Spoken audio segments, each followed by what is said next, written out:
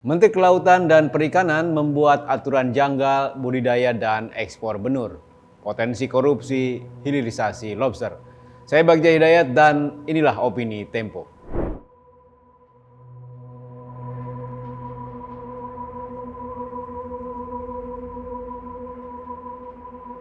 Sepintas berpihak kepada kepentingan orang banyak, 3 kebijakan Menteri Kelautan dan Perikanan Sakti Wahyu Trenggono untuk meningkatkan pendapatan negara dari lobster justru meninggalkan bau amis. Ketiga aturan itu mengatur budidaya benih lobster, penetapan harga terendah benur, hingga ekspor komoditas laut senilai 2,8 triliun rupiah tersebut. Kebijakan Menteri Trenggono juga terkesan didesain untuk memperkaya segelintir orang berkedok hilirisasi lobster. Kita mulai dari Peraturan Menteri Kelautan Nomor 7 Tahun 2024 yang membuka kembali keran ekspor lobster.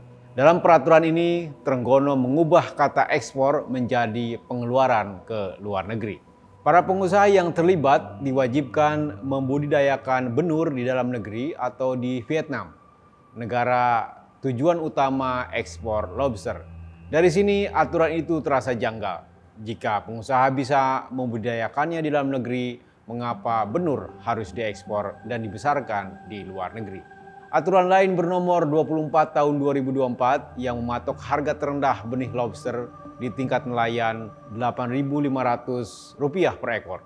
Padahal harga pasar benur sekarang sekitar Rp10.000. Nelayan yang dirugikan berpotensi menjual benur ke pasar gelap yang menawarkan harga lebih tinggi. Peningkatan kuota penangkapan sebesar 90% atau 419 juta ekor tahun ini juga terkesan menjadi pemanis agar aturan itu tak merugikan nelayan. Ihwal penambahan kuota dijabarkan dalam aturan ketiga bernomor 28 tahun 2024. Pemerintah Indonesia dan Vietnam sudah menetapkan 5 perusahaan dari setiap negara yang akan berpasangan mengelola komoditas ini. Pengusaha Indonesia akan memasok benih kepada perusahaan budidaya di Vietnam, lalu pengusaha Vietnam mengekspor lobster dewasa ke Cina.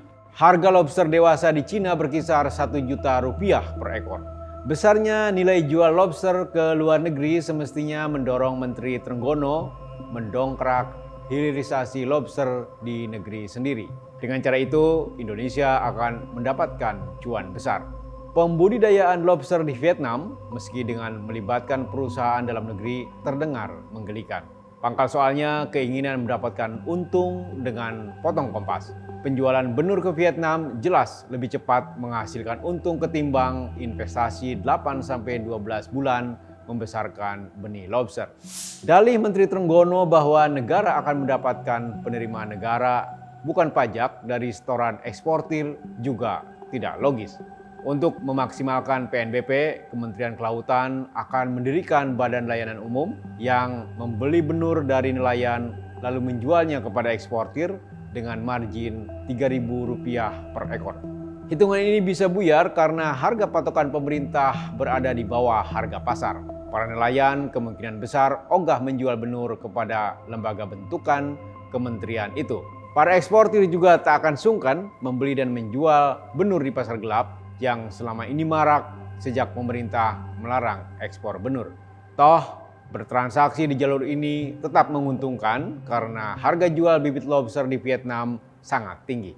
Desain kebijakan lobster ala Menteri Trenggono ini makin mencurigakan karena perusahaan yang menjadi pemain lobster tak dipilih melalui proses seleksi yang ketat.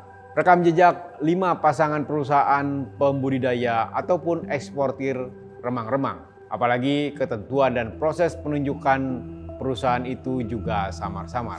Penelusuran Tempo menemukan mitra perusahaan di dalam negeri dimiliki mantan petinggi lembaga hukum, seperti polisi, jaksa, juga tentara.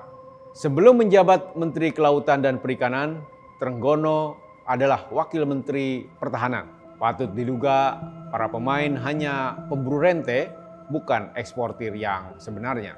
Maka yang tersisa dari kebijakan Menteri Trenggono ini adalah kerusakan sumber daya laut Indonesia. Diturunkannya ukuran dan bertambahnya jenis lobster yang bisa diekspor akan memicu eksploitasi besar-besaran.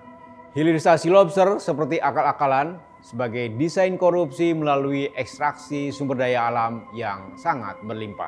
Simak opini dan liputan selengkapnya hanya di majalah.tempo.co.